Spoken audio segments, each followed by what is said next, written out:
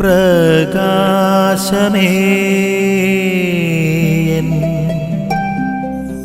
മിഴി തുറക്കുക വേഗം.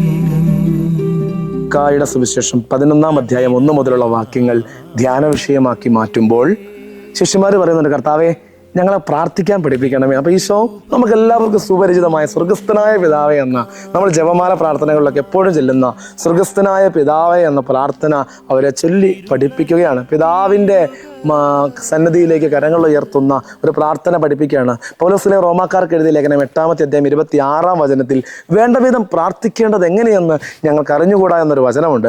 പലപ്പോഴും നമുക്ക് ഈ പ്രാർത്ഥന ഒരു വിരസമായി തീരുന്ന പ്രവൃത്തിയായി മാറുന്നുണ്ട്. ദൈവസന്നിധിയിൽ മണിക്കൂറുകൾ ഇരിക്കുക എന്ന് പറയുന്നത് ചിലപ്പോൾ ഒരു 10 മിനിറ്റ് പോലും ഇരിക്കാൻ പറ്റാത്ത വിധം വിരസമായ ഒരു സമയമായി പ്രാർത്ഥനാ മണിക്കൂറുകൾ മാറാറുണ്ട്. ഈ വചനം ധ്യാനിക്കുമ്പോൾ നമുക്ക് ആത്മാർത്ഥമായി പ്രാർത്ഥിക്കാം. ശിഷ്യന്മാരെ പ്രാർത്ഥിക്കാൻ പഠിപ്പിച്ച ഈശോ നമ്മളെയും പ്രാർത്ഥിക്കാൻ പഠിപ്പിക്കട്ടെ.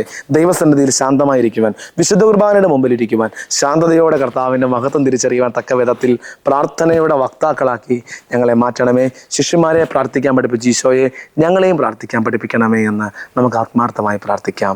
ആമേൻ. നിൻ വഴിയേ നടക്ക